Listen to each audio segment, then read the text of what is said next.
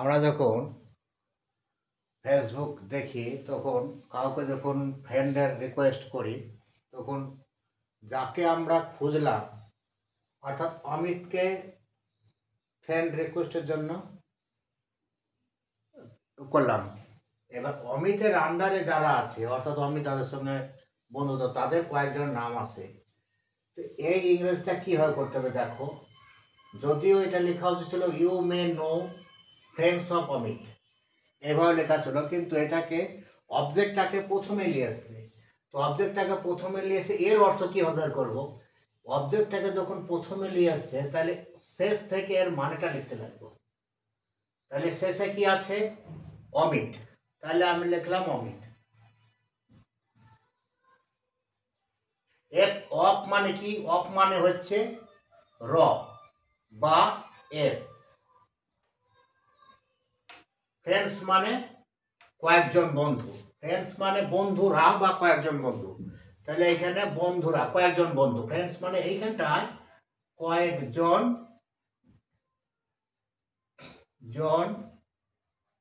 বন্ধু হবে। এটা আমরা মানেটা এভাবে বের করলাম। এবার বলছে ইউ মে নো।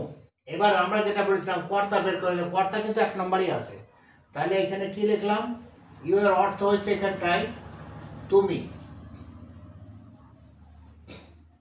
এবার শেষ থেকে মানে লিখো জানতে পারো। নো মানে এখানে জানতে পারো বা চিনতে পারো, ধরে নাও জানতে। এইখানে মে মানে পারো, মানে এখানে পারো হবে, এখানে পারা হবে না, পারো। তাহলে কি হচ্ছে, এটা অবজেক্ট বাক্যটা এভাবে হওয়া উচিত ছিল আমরা যেভাবে লিখি, কিন্তু এখানে ফেসবুকে লেখা থাকে কি ফ্রেন্ডস অফ অমিত। এই মানেটা প্রথমে বের করলি এটাকে। তাহলে এখানে অমিত এর কয়েকজন বন্ধুকে, এইখানে কি হবে যদিও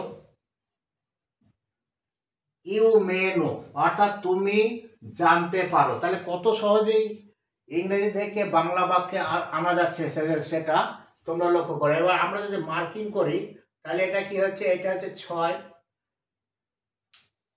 এর এখানে হচ্ছে 5, ফ্রেন্ডস মানে কয়েকজন বন্ধু, এইখানে হচ্ছে 4, আর এটা হচ্ছে 1, আর এটা হচ্ছে 2, আর এটা হচ্ছে 3। এটা হচ্ছে 3, জানতে পারো বা চিনতে পারো। বাক্যটা এরকম হওয়া উচিত ছিল, লক্ষ্য করো। বাক্যটা লিখতে যাচ্ছি। এবার বাক্যটা আমাদের যেরকম সাবজেক্ট ভার্ব অবজেক্ট হিসাব করি সেভাবে দেখাচ্ছি। এইখানে বাক্যটা এরকম হওয়া দরকার ছিল আমাদের সাধারণভাবে বোঝার জন্য।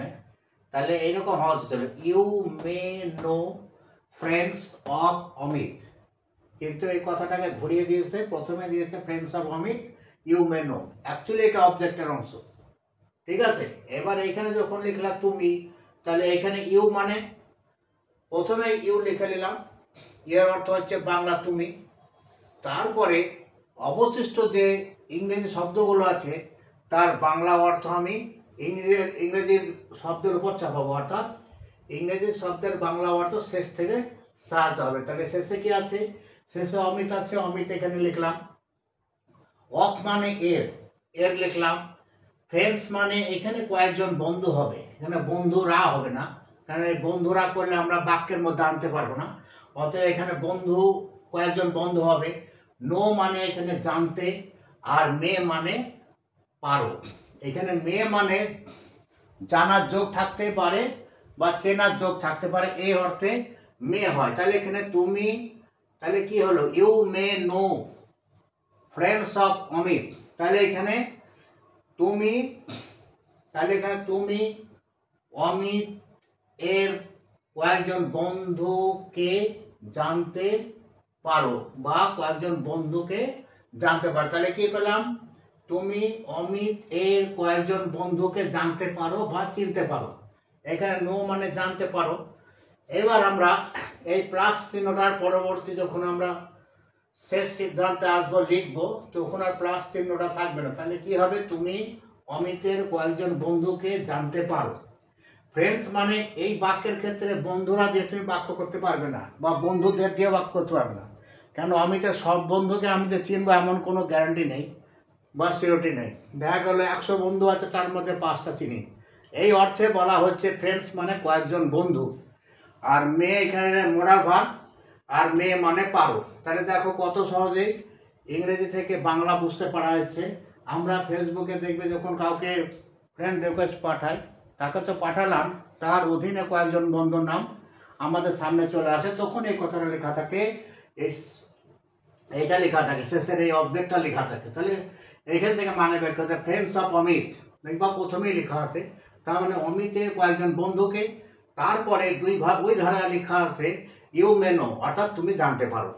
এই হচ্ছে ইংরাজি।